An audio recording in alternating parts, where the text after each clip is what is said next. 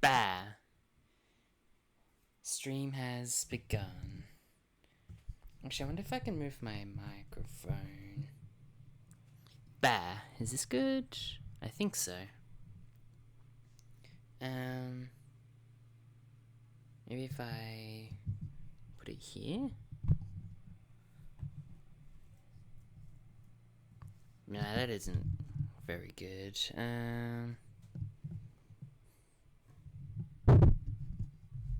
That's probably good enough. So, today, instead of doing the, voice thing, I wanted to write because I felt like it, so.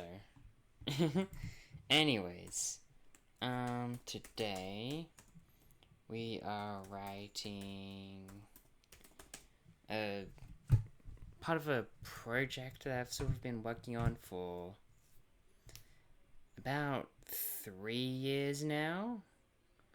I started in 2022, so almost 3 years. I started it in January of 2022.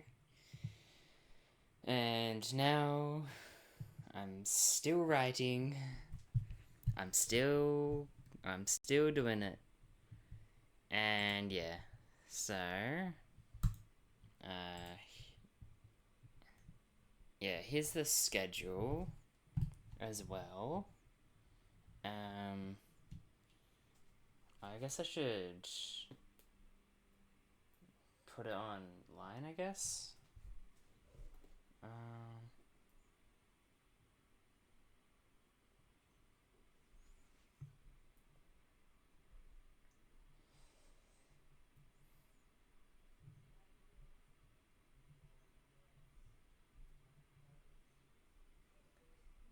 Cool.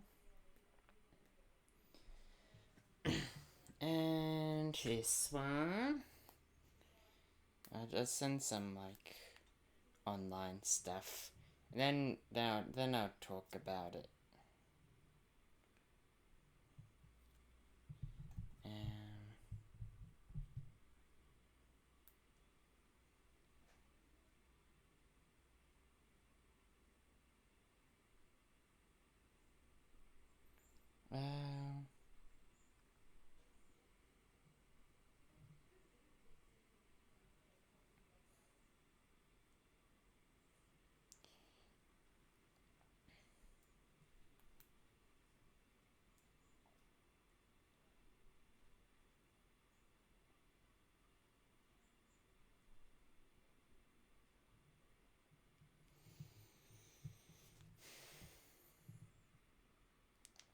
cool, that's all done. So, now that's all. Hopefully there'll be something. I want Stream Manager. That looks good. And now let's do the thing. That will close.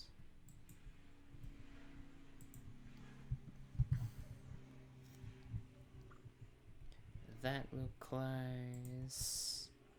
Okay, so this is a story that I've been writing for almost 3 years called The Night Star. Yeah, it's. I'll show the draft.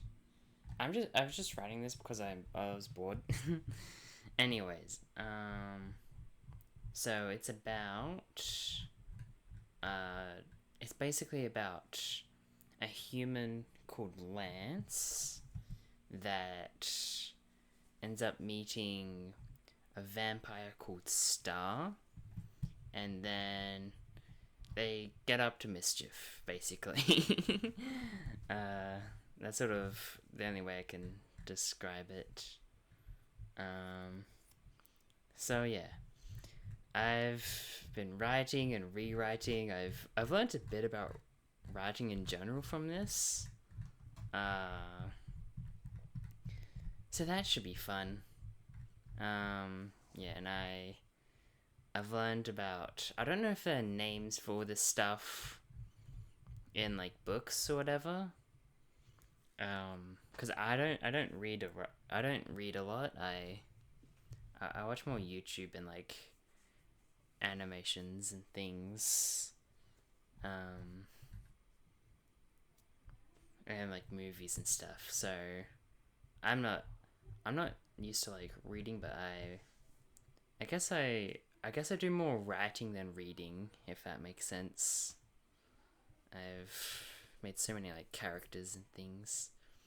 Not not big stories, just like tiny things. But I wanted to make this, so I'm on to the fifth draft. um, the idea is that it's gonna be like a graphic novel, or like a manga, or like a comic or something like that. And then that's the like idea. It's gonna be like all like colored and like art and stuff. Um, so yeah, there's that, and this uh story I've been writing. I've sort of like, I don't know. This sort of along with writing this, it's sort of given me like, I don't know how to describe it, but I guess just experience. Um, yeah, because it's like I've been learning about like show don't tell and other sorts of like Chekhov's gun and things, or like what audiences want sort of thing. Um, so yeah, uh, yeah, this has been a long road. I thought I was when I first began writing, I thought I would be done in at most a month. It's been 3 years. um, well, that's fun. It gets me something to do, I guess. And I've I've started a bunch of writing projects before this and after this. Like there was one about like a scientist and things, and then there's the tragedy that we're writing.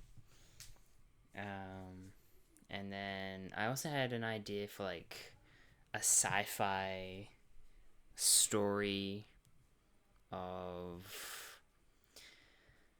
what's the it was a sci-fi story of like a human going to like another planet, and then they'd meet like robot trees, and they'd meet like living like planets that are sentient and that sort of stuff. But this is sort of where a lot of the like not ideas, but a lot of the experience sort of came from, I guess.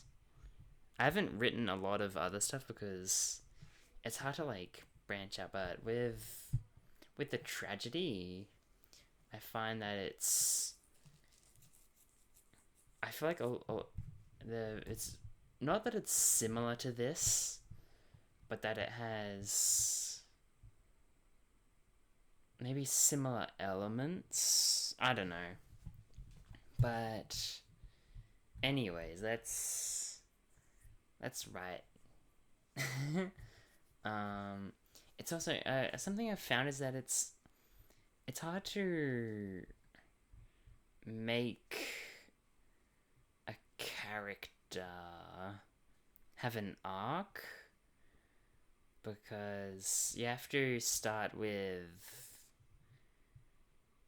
well, isn't that it's sort of like, how do you make someone, how do you convince someone that someone else is changing.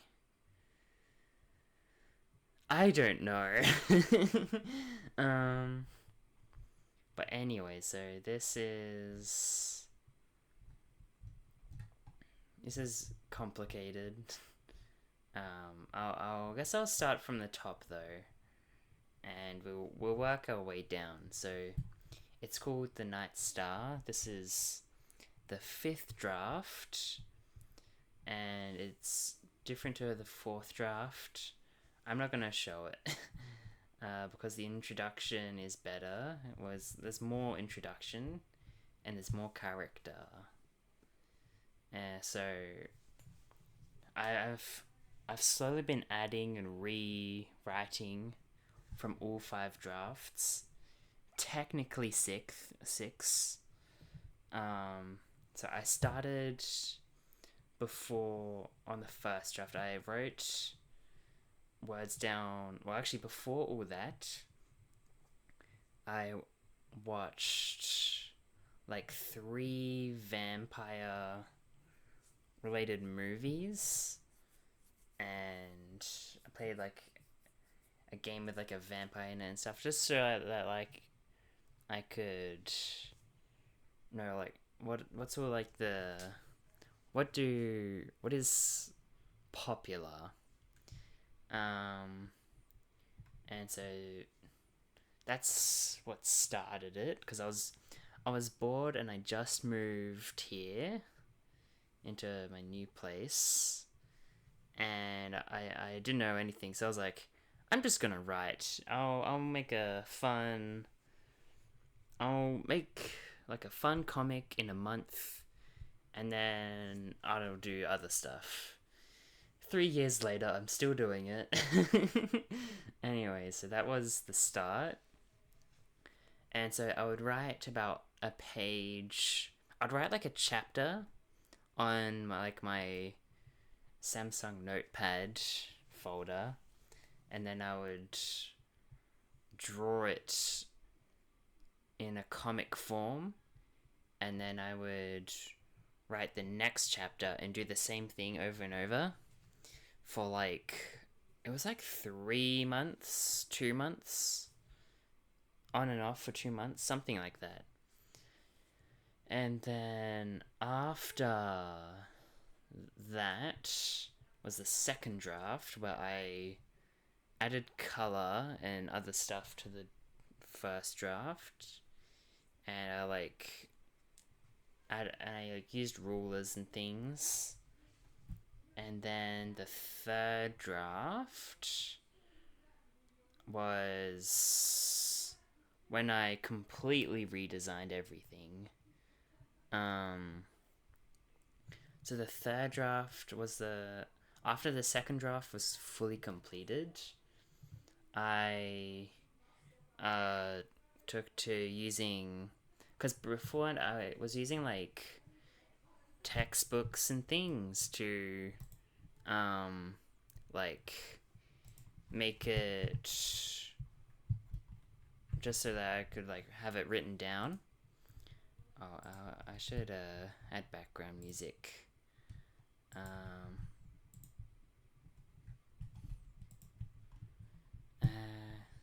Hold on. So what was I saying? The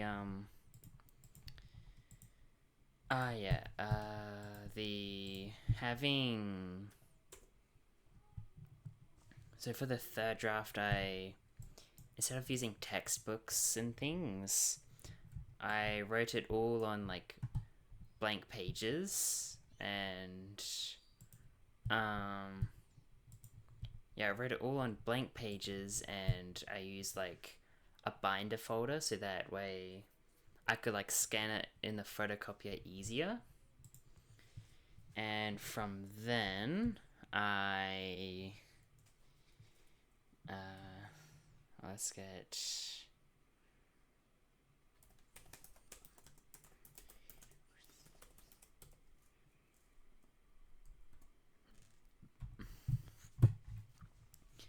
And after the third draft was completed, Well, actually, with the third draft, I didn't actually complete it. I did the drawing for the first, like, half of it. Actually, it wasn't even half, it was more like a chapter. And then I figured that it would just be easier to draw the whole thing. Or just to. Because I was drawing then writing, drawing and writing. And for the third draft, I had ideas in my head, but I wasn't drawing them fast enough. So instead, I just decided to write the entire thing, and after I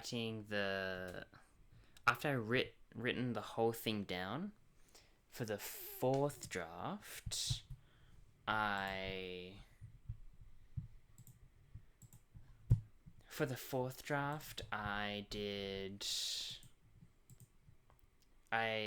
like added stuff to it, and I just made the whole thing on like written out, just so that, because you can write like multiple chapters in a day, but you can't really draw multiple chapters in a day.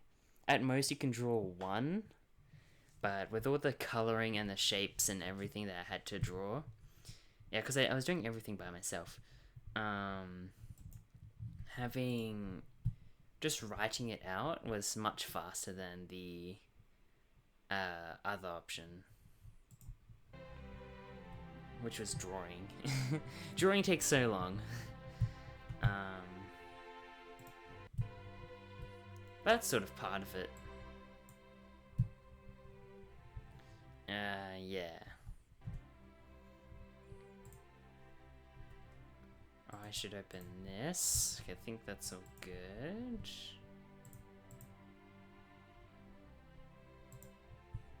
Cool.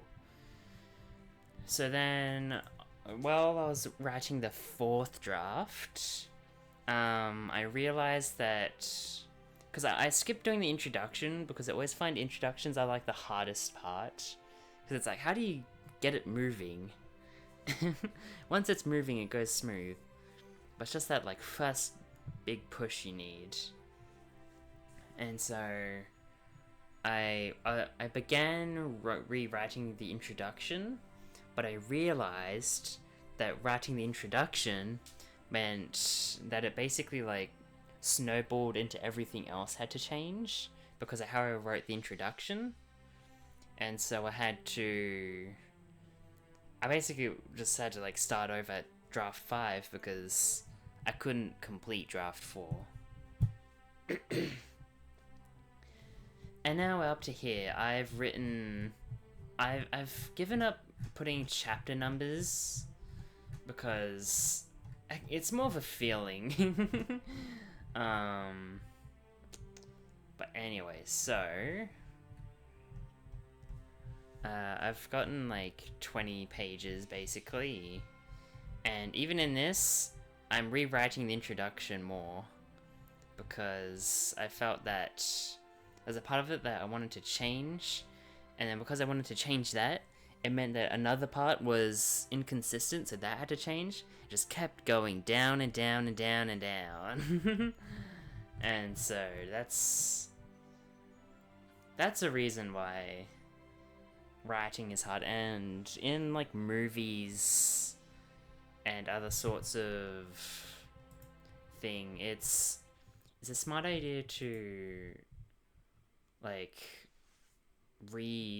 shift everything and stuff, because I know there's some movies that they just like cut some section of the story out, but they don't change the rest of the story to cover up. So a lot of people can notice that there's like a story part that just like doesn't make sense. Like there's a character that is there when they should be dead, or other stuff like that. Most of the time, important stuff doesn't get like made inconsistent, it's normally just the small things. But, I don't know. So,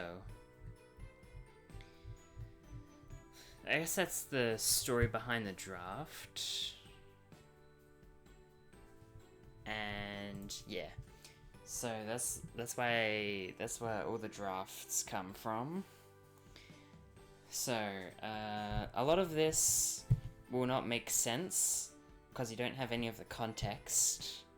But basically, Lance, Star, those are the main characters. I think Lance's character progression should just be curious, and I think Lance's character is like curious and like heroism seeking. So he seeks to be a hero, and then by the end, he's sort of like not villainous seeking, but he's more like hero means nothing. I don't know, maybe something like that. I don't know, because I want Lance to be like, I want Star to have the bigger character arc, and I think Lance, in contrast, shouldn't have a lot, but it should still be like enough to make him a character. So I think having him start off with heroism seeking, so he wants to be hero, and then he like questions heroism, and by the end his like heroism question mark.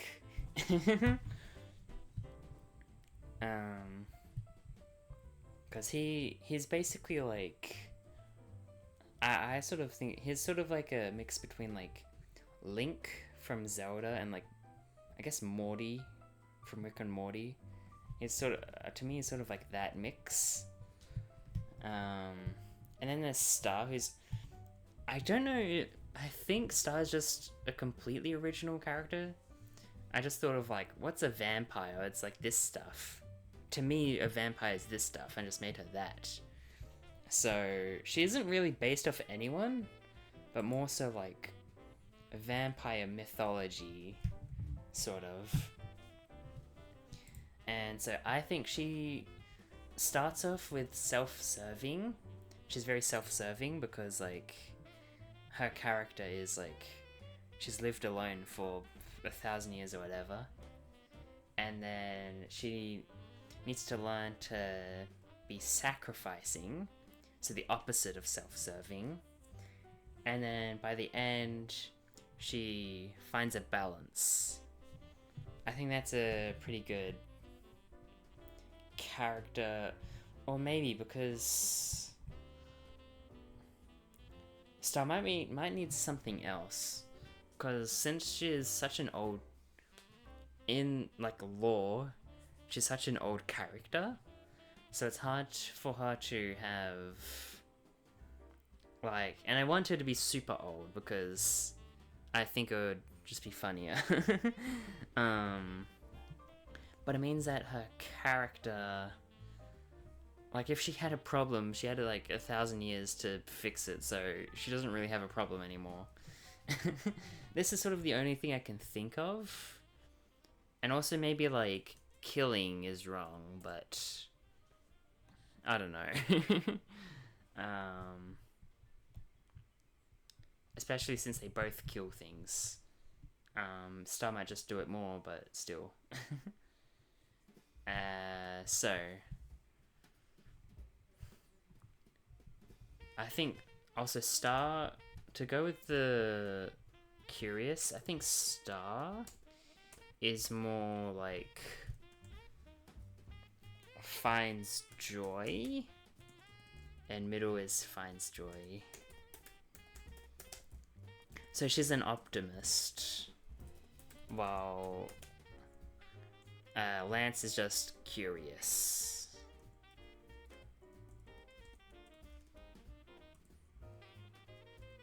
And I guess for like a vampire, they have to be an optimist because they're immortal. So if they are like, I don't know, having like joy problems, then I don't know. They've got infinity to think about it. So I don't know. Anyway, so this is all part of the start. Also, a problem that I found, because this is a vampire story, is that the sun is the biggest problem and the biggest villain in everything. Every time I'm writing something and it's taking place in daytime, it's like, how do I get around this? Like, I can't make it something weird. I can't have it just be that they wait for it to be nighttime, because that feels boring. So I have to come up with something. Anyways, let's read it. I'll turn off the music first. Yeah. Okay. I have water.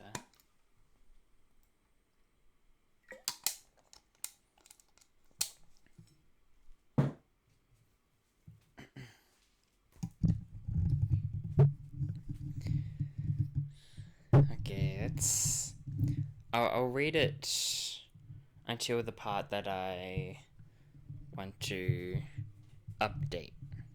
Yeah. Something is running through the grass. An older man and his wife run through the dark and splatter mud on the tall grass blades while holding their torches high. The man has his grip tight on the wife's right hand as he doesn't look back.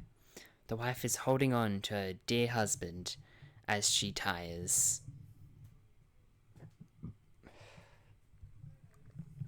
A pack of hungry wolves are stalking them and charging at the defenseless humans. The husband trips and they fall onto the hard dirt of the ground. The husband lets go of the torch and it falls on the ground, starting a small fire. The wife swings it wildly. Oh, actually, that should be her torch. Wildly at the wolves, and they keep their distance. The husband tries to grab the torch, but his hand gets caught on the fire. He tries slapping the fire out, but it just gets fanned and grows brighter. Meanwhile, a wolf jumps at the wife and rips through her left arm. The husband and wife are hopeless, so they crawl together as the fire and wolves start to rip and burn them. As they hug in comfort, a wolf grabs the wife and rips her towards the rest of the pack.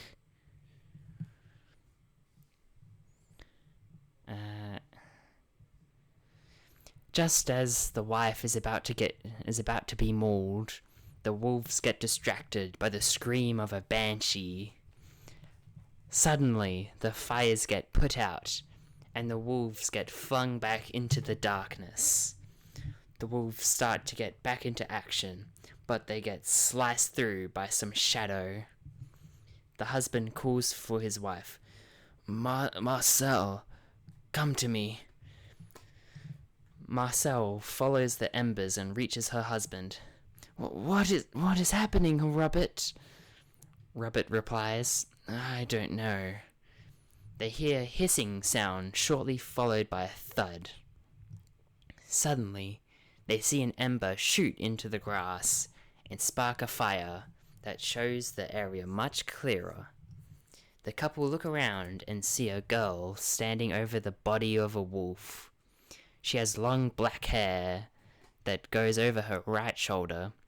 She has a black shirt that is underneath 2 overalls that connect into her skirt. The skirt is striped with purple, red, and black, along with some star symbols in the pockets. The overall on her left side is colored purple, while the other is red. She has some black boots that are wired with a cross pattern along her knees. The couple look at her face and see some unique features. She has 2 big purple eyes, and her smile shows off 2 fangs. She walks up to the 2. She holds her left hand out.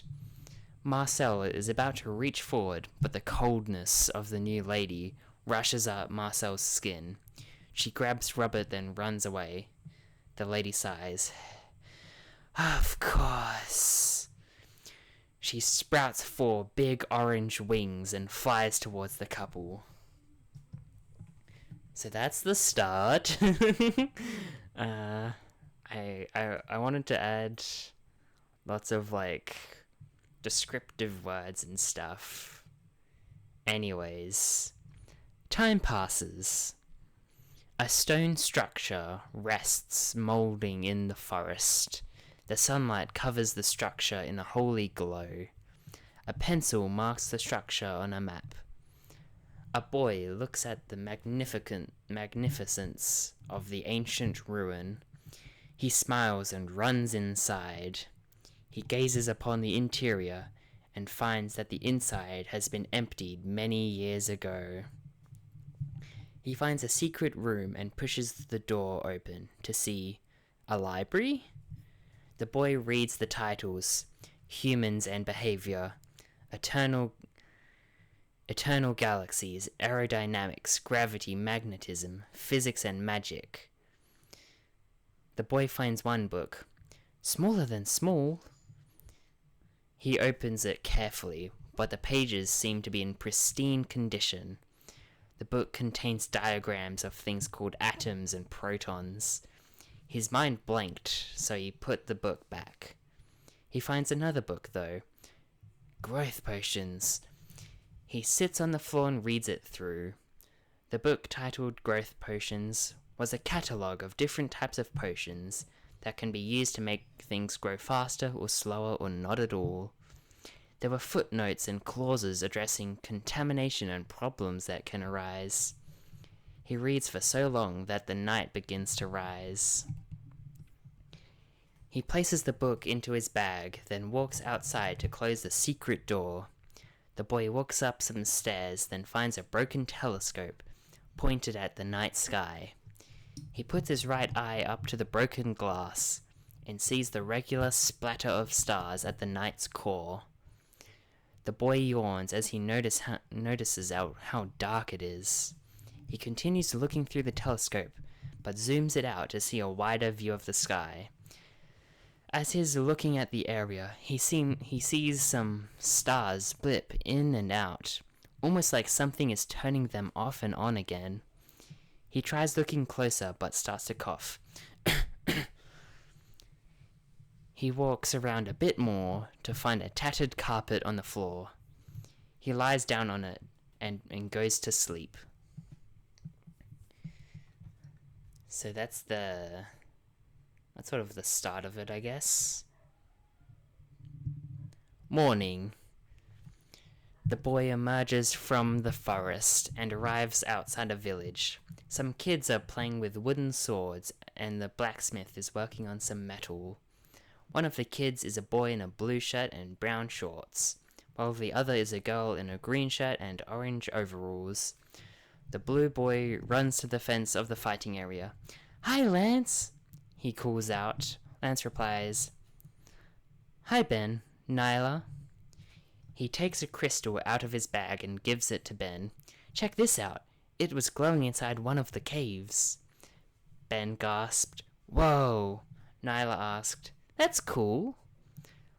Lance grabbed a stone. "Nyla, you can have this. It's from an old alchemy structure."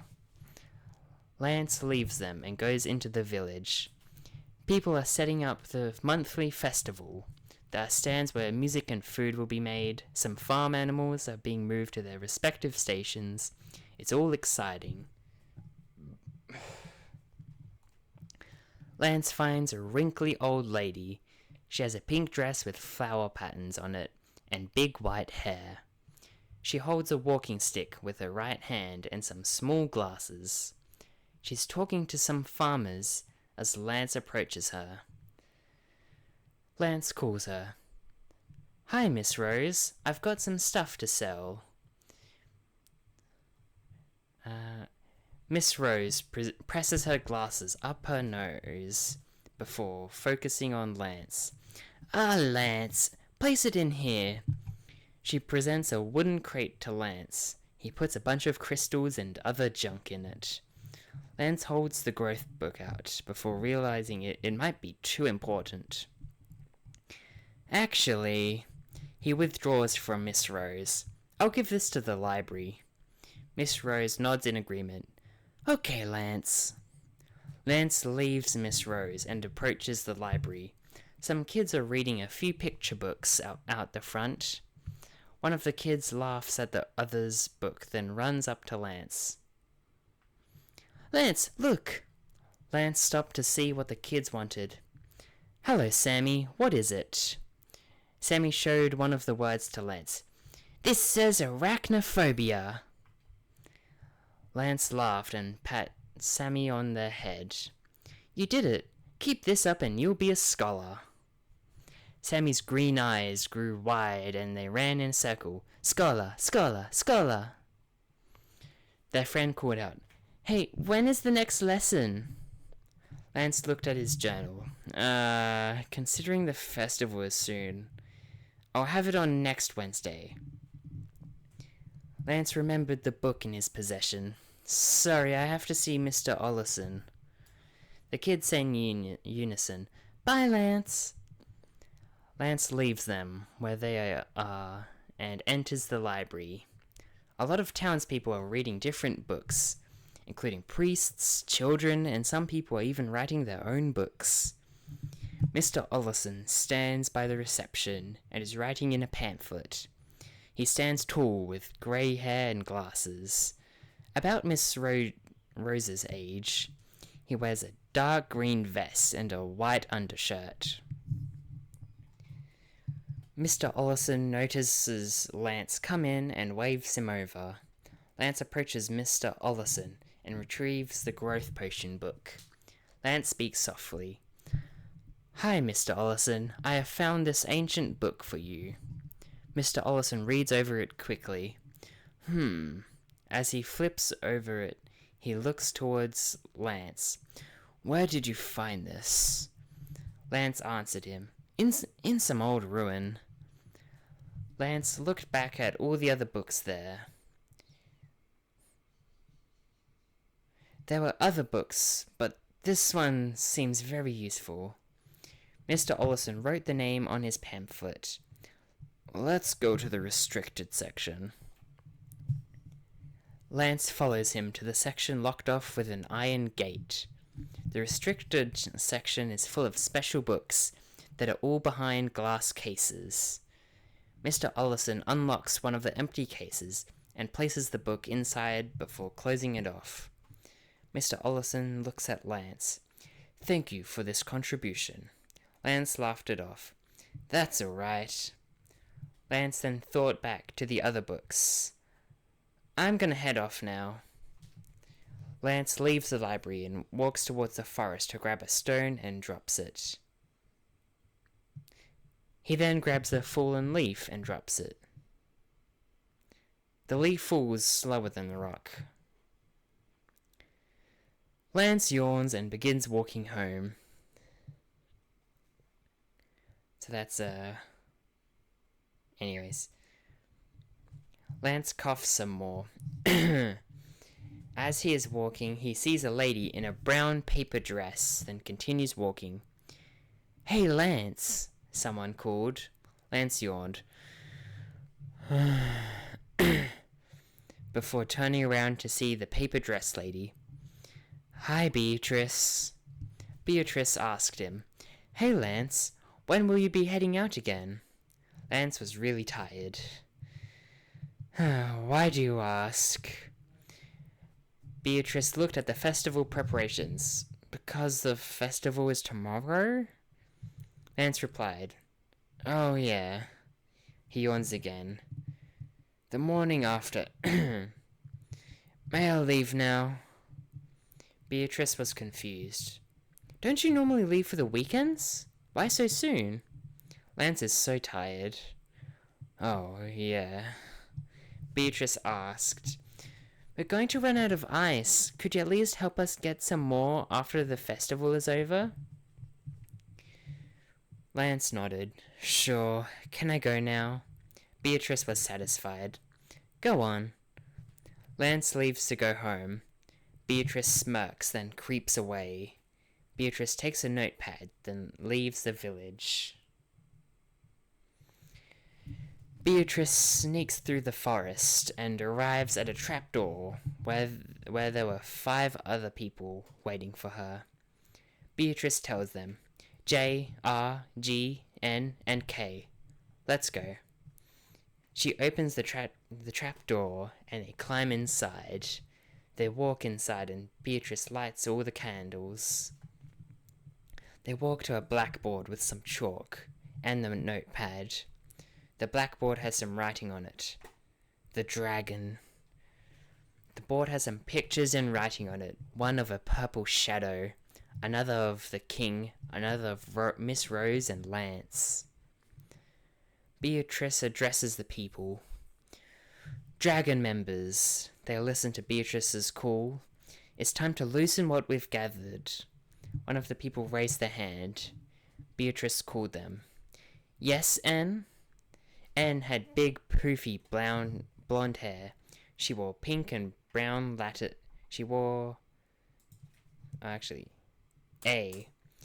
Pink and brown lattice dress.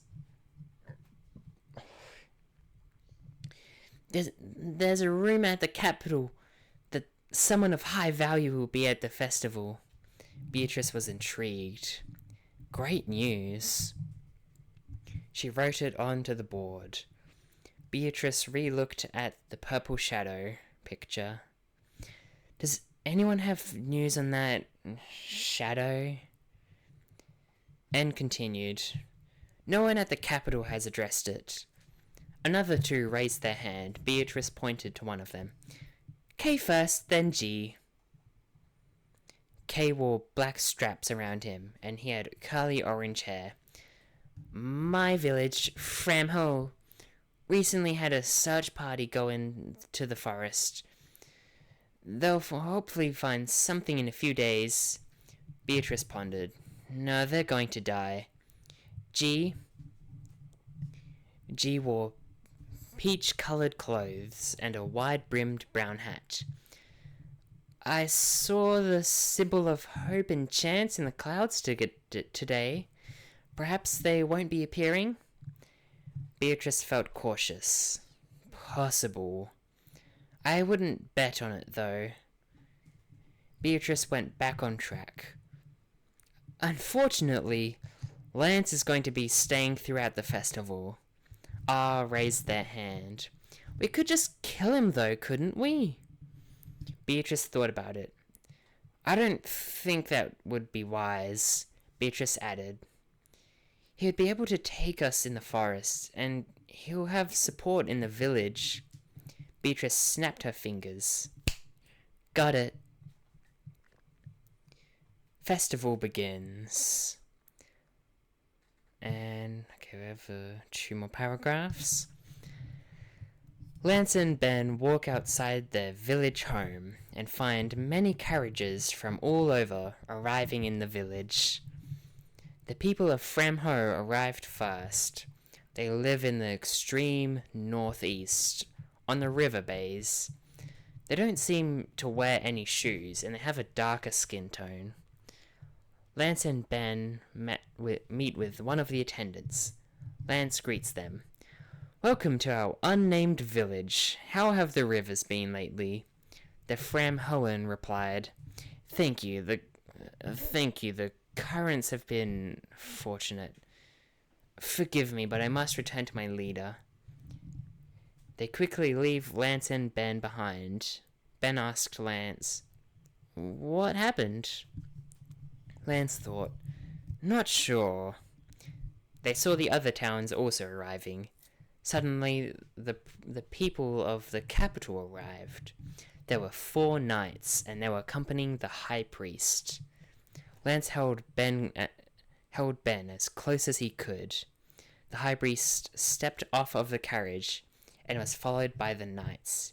He wore a white robe with green heart patterns on it. Miss Rose greets the high priest. "Welcome, our royal guests." The high priest kisses Miss Rose's hand. "Thank you. We will be sure to make this village radiant when we leave." They walk together towards the festival stalls and many magnificent attractions. The high priest walks past Lance and they meet each other's eyes. The high priest began examining each stall. "None of this has significance to the capital." Miss Rose presses her glasses up her face. "I'm sure that there could be something that you want." The high priest searched through the stalls, but couldn't see anything. He looks towards Miss Rose. "Is this all there is?" Miss Rose begins fidgeting with her cane. The high priest towers over Miss Rose. "His Majesty won't be pleased with this." Lance felt a tick in his spine when the high priest said that. Lance approached Miss Rose's side. Lance counters the high priest. "What did you all expect?" So, wow, 47 minutes. Anyways, that's the part that I like so far. I like the rest of it, but this is good for now. So this catches up with everything before the this change. So, just a few things. Beatrice, she actually didn't exist in the first 2 drafts, because I wanted it to be about the village hating the vampire Star.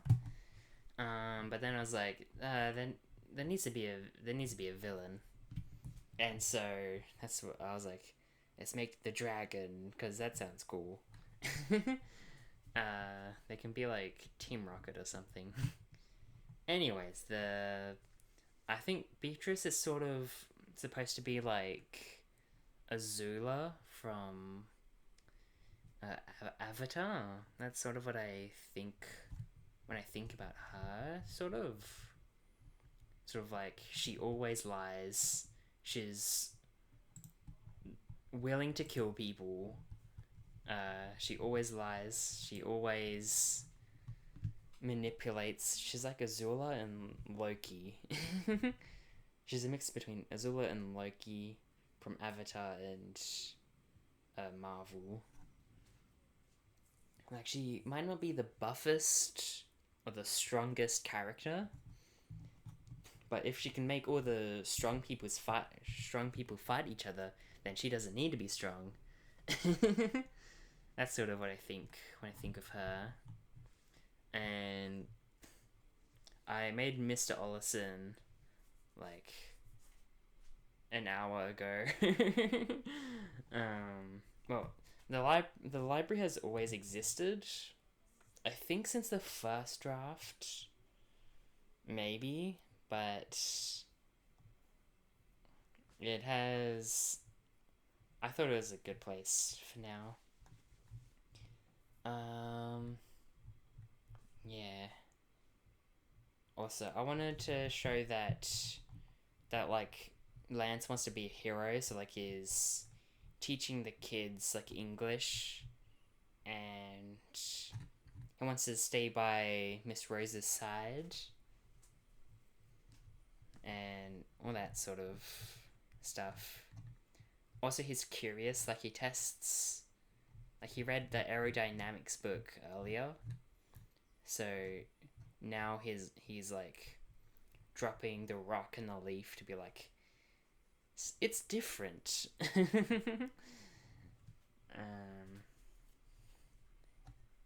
And that sort of stuff. And all the characters in the dragon go by letters because maybe criminals do that. I don't know, maybe. And then yeah, and it also shows that Lance is pretty powerful because he's able to take on 3, 5, and 6 dragon members. And yeah, so there's more to this, but so a way I found to try to mitigate the domino effect of changing one thing that cascades into changing everything is I need to somehow glue the start to this middle section to this later section.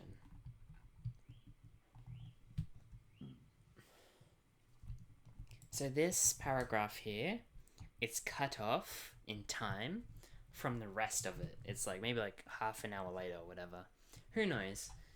And having this be separate means that as long as there's nothing major happening here, then this won't be affected. So that's the idea. And so I think we need the High Priest to take the book because the book belonged to Star, who was the vampire. And so I think that will help push like the narrative a bit. It'll show that Star now has a reason to dislike the High Priest, whereas the High Priest always dislikes her. And also, this also shows that the High Priest is an enemy, or like supposedly one of the villains, because Lance holds Ben close to him while the High Priest approaches, and the wording, like they meet each other's eyes, and the High Priest saying that, towering over Miss Rose, and saying His Majesty won't be pleased with this, I think help show that the High Priest is at least related to a villain. It shows that he's doing this for the king, and because he is shown in the villainous way, it means that the king is also being shown in a villainous way. That's sort of what I'm trying to show off here.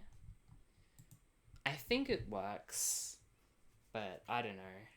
I know everything already because I've been doing this for 3 years, so it's hard to put my mind into what a new reader would think, because everyone is a new reader.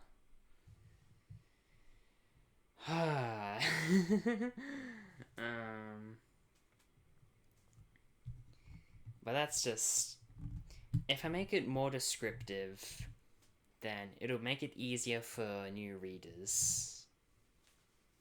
And also, this is technically for me, and because I'm gonna be drawing all this. So all this descriptive language technically doesn't matter if I know what it's saying.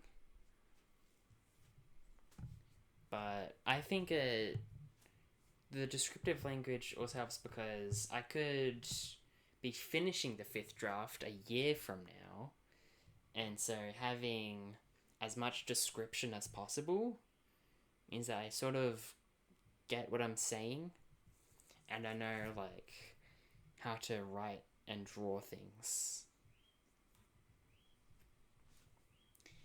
Anyways, I need to do more. um, I guess I could put the link for this in the chat.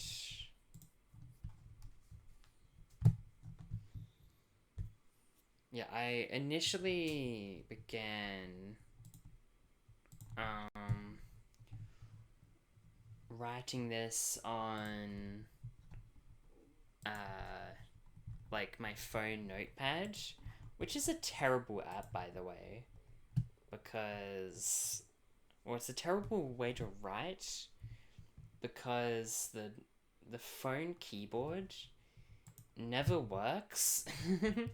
I always end up trying to write something and then I just like make a typo or something like that because the way it's all set up is the worst. um anyways, I need okay, there's chat. Pow. So that is the I should pin this.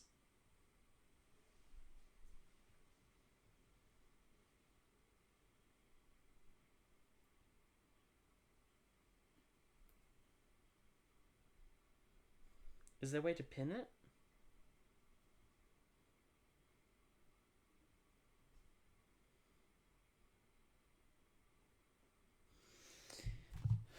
Oh, maybe I have to go to Twitch on here. I don't know, I'm still new to all this.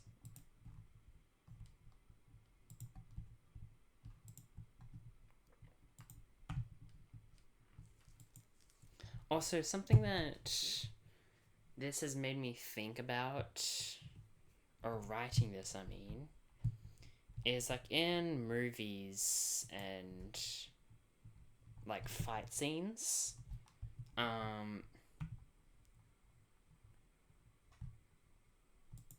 this one,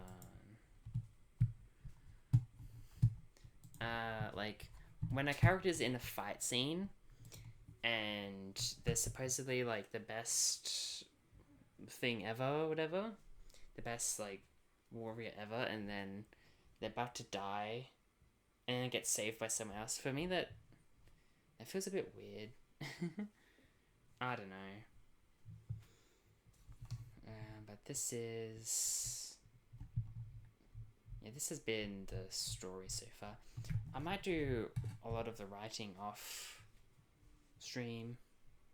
We'll see. I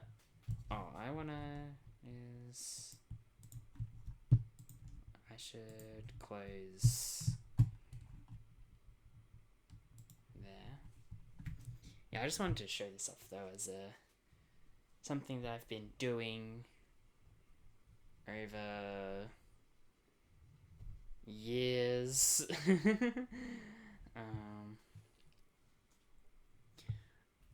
It's always that I stop writing for like, I think this past month, I guess, around, it has been the longest time that I've gone without writing it. But I've always just been writing, and I think it's come along pretty well. It's taught me a fair bit about writing and like the process behind it. It makes me think that like when like a book was released, like if I think back to like Harry Potter and like Lord of the Rings, like how many drafts did they go through before they settled on this is the final copy? I'd like to talk to like some authors someday or whatever. Anyways, I think that's probably going to be it for the stream. Yeah, there's the link in the chat to read it fully.